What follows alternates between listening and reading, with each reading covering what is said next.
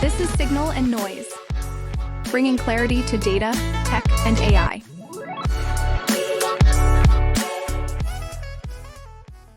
Signal and Noise, we're at day 3 of Possible, and I've got Luke Benyon from AdSquare. He heads up marketing. That's right. Glad you could make it. Thanks. I found you. It took a while, but I found you. A while, yeah. And the view's pretty good. Not too shabby. It's okay, yeah. I'm glad to get a respite from the sun today. There's a bit overcast, which is nice. Yeah. I ran to a bunch of people today that were actually wearing like sports jackets, so I can actually do this today. Yeah. Without like melting. So I've got a case full that I have not used. Yeah. Yeah. Well, I brought one, and it's like it's still drying out from last night. Yeah. That way. But glad you can make it, and maybe you could start out by just telling our viewers a little bit about yourself and your role. Mm-hmm. It might be a good place to start. Yeah, sure. So, my name's Luke Benyon. I'm a marketer for technology businesses in the advertising Marketer by space. trade. Marketing by trade and marketing by nature. Nice. I've worked in the sort of programmatic space for the past 10 years of various businesses, Video Intelligence, Outbrain, Nexon, watching that. And probably the common thread through all of those is data, right? How data gets passed, what data do we have, how is it used, and so on. So I've been sort of trying to bring data to life for people for the best part of the past decade. Yeah. Making data businesses sexy again, right? MDS, make data sexy. Data, as I call it. I think that is very exciting, but I know that that maybe makes me part of a minority, but I think data businesses are, certainly crucial to the way advertising works today. So maybe we can start out, dig in as the next question, the company itself, location data, maybe tell us a little bit about that. Sure. So AdSquare is a location intelligence platform. So we have a flywheel of ways people can use our data to build audiences. So they can plan in a dashboard where they go in, they see location behaviors, where have people been and what have they been doing. And so they can plan their campaigns, get insights, competitor intel, and so on from a planning perspective.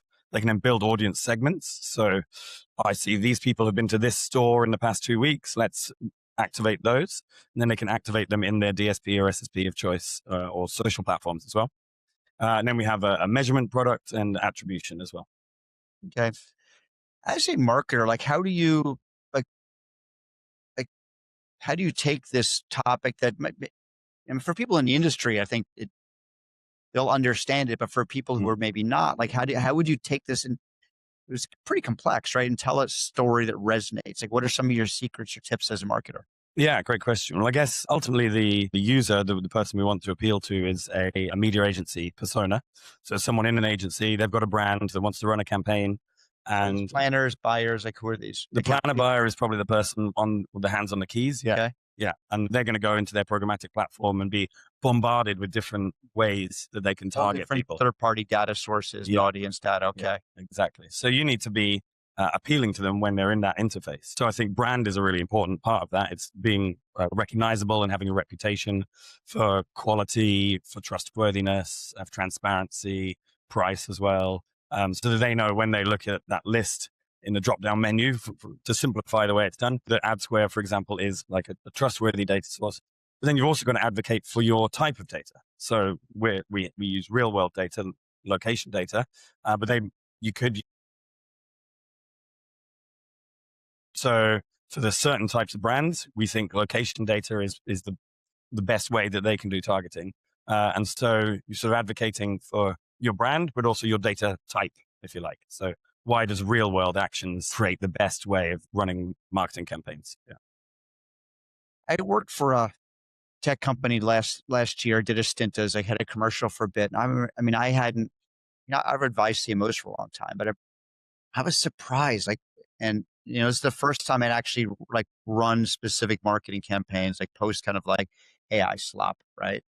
And I was shocked by how engagement had really fallen. A lot of stuff. We were just blasting out emails, and we'd have a bunch of opens, but not a single click. Or we'd run campaigns, we get almost no responses back. It was incredible to me, the impact of, I think, this information overload, right? That people, and how is impacting people, and then this is, I think, B2B or B2C, right? So are you seeing things like that too? And if so, how is it impacting the way you go to market and how you engage with prospects and customers?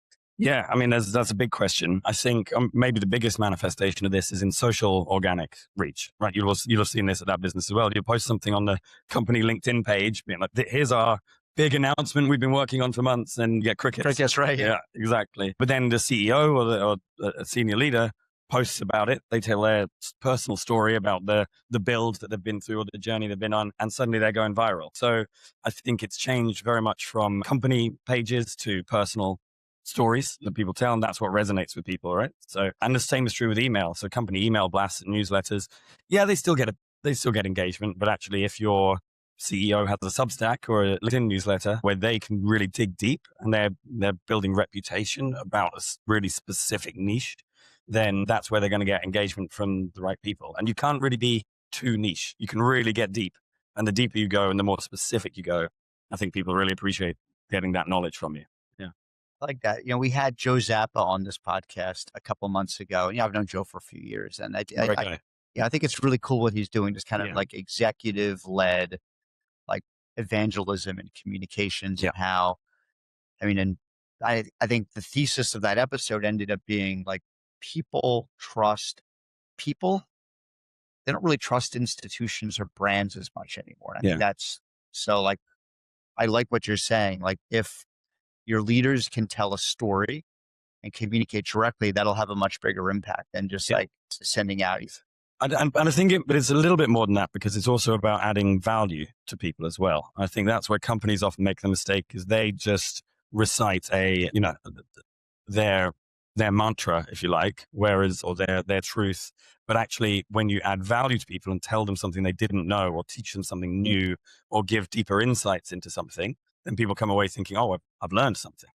And when you do that, you remember, and then you engage more and you share and you start telling people about it. So I think Joe's absolutely right that people trust people, but people also like conversations where they learn something and they've got something that they can go and tell people at the next dinner party or conference that they're at, I think that's a good point. Like, people, and I think the companies that sell the best, and I think even thinking, I've worked in consulting for a long time, right? I think that even the way people buy, that is changing. Like they're not buying through maybe the people they used to. They want thought leadership now. They want to be, to your point, they want to be told something new and interesting that makes them think, maybe provokes them a little bit.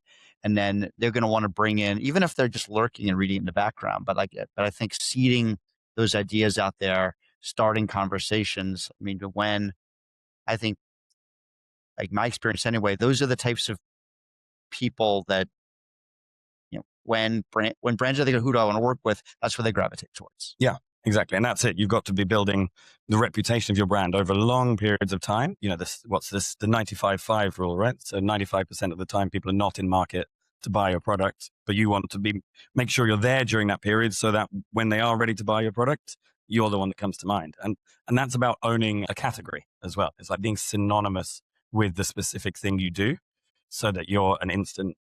I've even had times where I put content out there and someone I didn't even know engaged with it, just apparently read it, right? But they didn't like it, they didn't comment, and then they bring it up later and so, I read that thing of yours. Yeah. I really like that. Let's talk about it. Yeah. I think that's always wild. So, like, to really to know that, okay, for every like or comment you get, there's probably 10 people who are reading this and lurking and who are still being impacted, right? Yeah, that's a nightmare when it comes to attribution, though, in marketing. It's tough. But you're right. It's like, maybe you can't even attribute it, or you can try, but it's that doing it over time, right? Yeah. That is really the key. Yeah. I've noticed some leaders, and there was a big debate we got in online, a few of us the other day. Like, I get really turned off by, like, AI, obviously AI generated content, where it's like, if not, but this, like emoji, like bullets. But I see some leaders, senior leaders, posting this stuff and they still get engagement, right? It shocks me. So, thoughts on that? Yeah, unpacking the way that's impacting marketing. If we talk about this now and you publish this in a week's time, it'll probably have changed, because that's what keeps happening.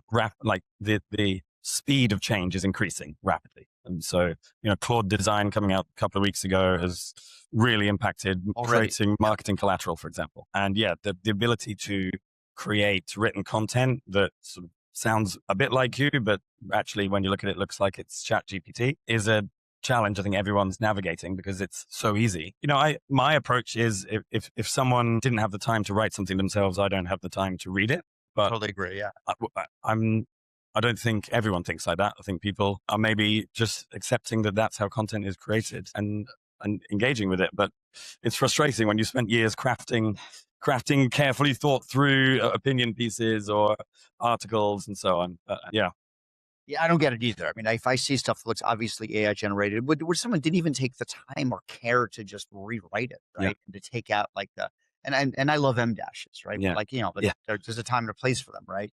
Or, the things that are obviously AI. If someone can't take the time, I personally won't take the time, but I don't think everyone thinks that way. I say to my team, well, I'll review something, and if they've used a chat GPT or Gemini to create it, and it shows through, I'll say, "Excuse me, your AI is showing." It's like use it Like for the that. research, but if your AI is showing, and it's an old saying in advertising strategy, if your strategy is showing, you need to put some creative over it, and the same is true with AI. Like use it for the research, 100%, but then do your own research as well, because AI research misses a lot of the interesting things. It's aggregating.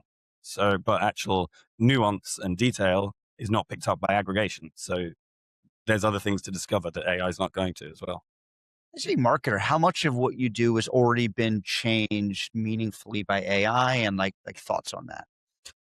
I think it's been creeping in for longer than we give credit for. The last sort of 3, it's definitely been more front and center, but things like, automated systems in social platforms, for example, have been around quite a while. Grammar checkers. More than 10 years. And so on. Yeah. They've been around a long time. So AI has actually been in there. It's just become very prevalent recently. I'd say, we're tasked with almost any job within the department that can be automated or scaled, then we should be looking at how AI can do that.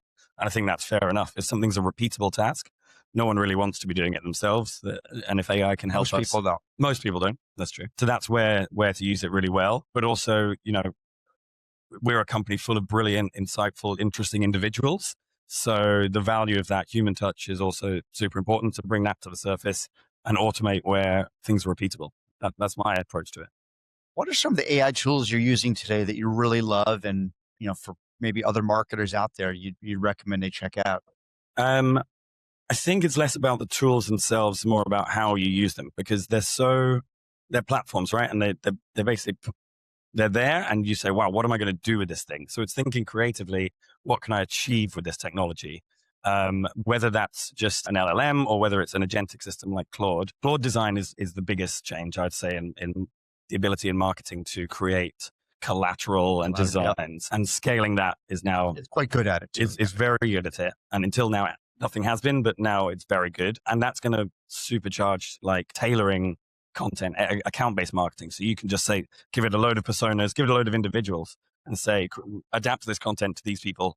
And it can do it now without it looking ridiculous. Yeah, exactly. Yeah, there's not 6 fingers anymore. It looks really smart. You're right. Even recently, even before this, I would like ask it just to create one hero image and give it instructions. It'd be totally off, right? Like this is like, it was really frustrating. Yeah.